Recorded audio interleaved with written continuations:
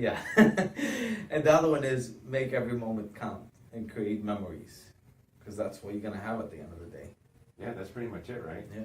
All the stuff Time goes will away. go, money's irrelevant. At the end of the day, all you're going to have is the memories. The experiences. Right, experiences, exactly. So my last one is try to achieve something bigger than yourself.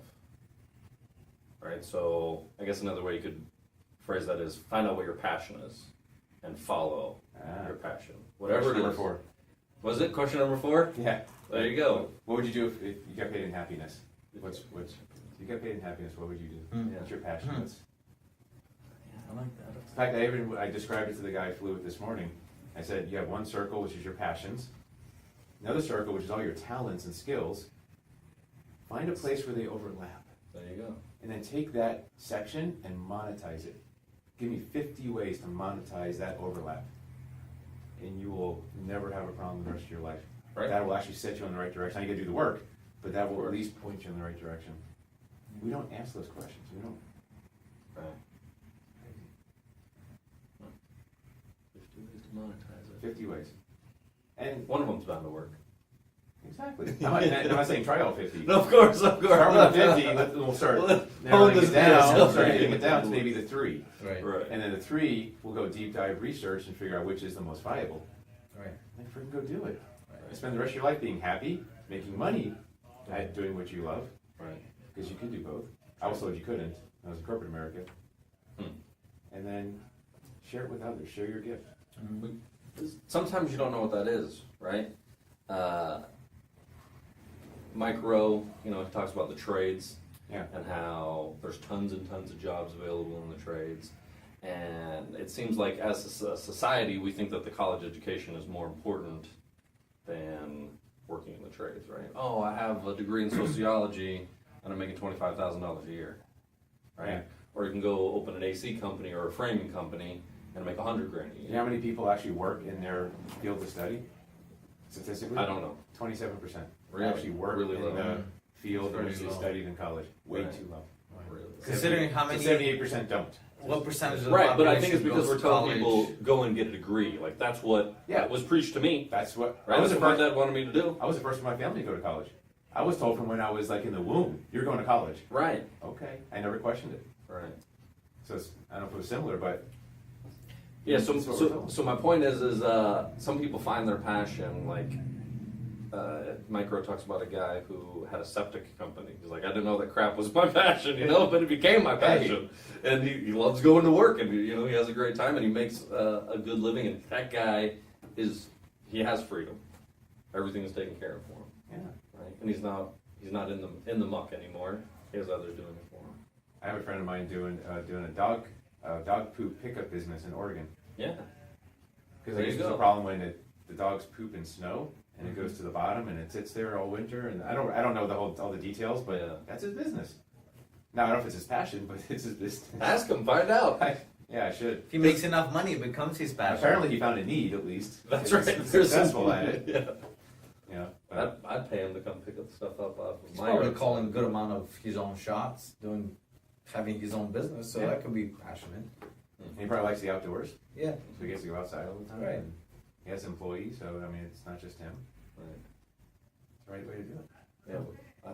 I'd like to hear his answer. Is it, Yeah. if it Yeah. wasn't his passion, is it now? I can't imagine that being a passion, but who am I to judge? I don't know. Yeah, who knows? You never know. That's why I ask questions. Listen, I got a I'm not to buddy. judge. I just ask questions. I got a buddy who he owns a pest control business, right? He can smell the different types of termites. Wow. That's a Right? gift. He can identify all of their fecal matter, all of these things. Like he walks into a place, He's he's like like, a termite whisperer. yeah, right? I don't know that was his passion, but it has definitely become his passion. If you can, Right. identify based on a scent, I think that's your passion. That's impressive. Yeah. That's very impressive. Somewhere along the way, it became his passion. So you guys reading any good books now? We're way over time, so this is gonna be like an extra reel. I'll do an extra. Yeah, I am reading Entree Leadership by Dave Ramsey. Okay. if I remember correctly, you're not a huge fan of Dave Ramsey necessarily, but Not in particular. his Entree Leadership book, I'm thoroughly enjoying it. Okay. Yes, and Hey, I always say take the good, leave the bad. that's right. There's nothing that's totally bad, nothing totally good. Just get some good nuggets. I respect that. So a lot of the stuff that we've been talking about, he covers in his book, and I think I'm about halfway through it. And there's some chapters that I'm going to go back and read again. I'm going to have him read it, and then we're going to implement those things into our business. Nice. And by the way, that's key. What you just said. I don't want to make sure people didn't miss that. You're actually reading the book, not just to read it. You're taking away a couple things, and you're going to implement a couple things from the book. Oh, absolutely.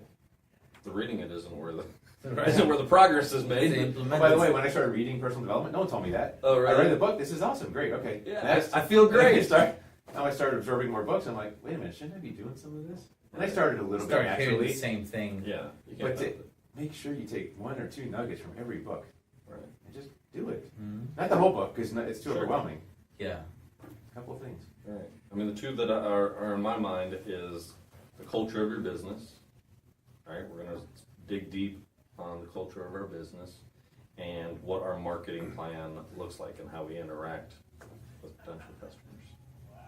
Those are the two that we're going to go deep.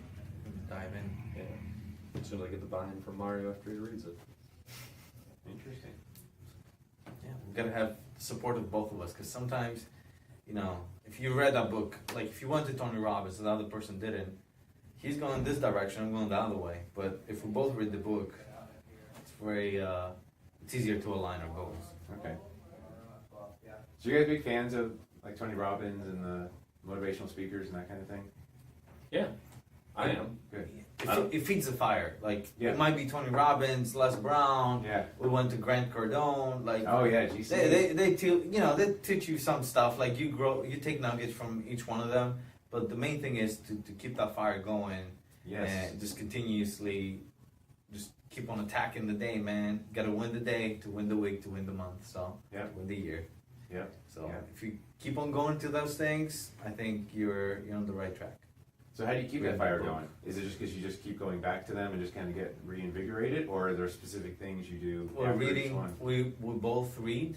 Okay. So just reading those 10 pages or reading 5 pages, just reading every day, Yeah. watching the videos, doing our trainings in our office for our agents. It also pumps me up. So we might be hosting a training ourselves on a certain subject, but I'm pumped up to be sharing this stuff. Yeah. And now it also drives me to go learn more stuff so I can teach them next week.